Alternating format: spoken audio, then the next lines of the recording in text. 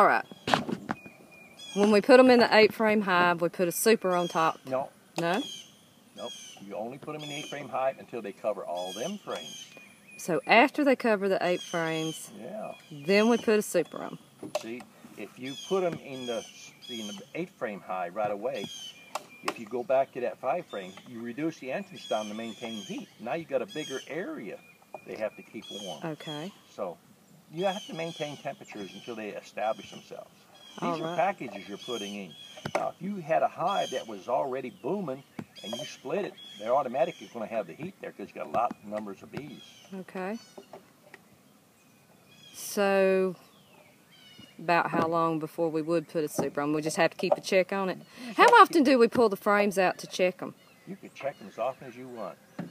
But I'll show you how to look at that hive and tell. There's no need to get in there and start doing things. If you wear a veil, you're not going to see but 50%. It cuts your vision down. If you bump the queen, now you killed the hive. They have to make them a new queen. So they're not going to even go out and pull in a lot of honey. They'll just barely go out and do anything until they get a queen in there. It's like they're depressed or demoralized. And when they get demoralized, they're not going to work. Their ruler is gone. They have no hope of survival. That's what they do. They go out and they're serving their queen. They go out and they gather honey, and the more honey they gather, the more bees they can have, so that carries on the generations. Okay. People don't understand about demoralization of bees. But if you demoralize a bee, they're not going to work. It's the same thing as if I told you to walk up to that corner church. It's about a half a mile.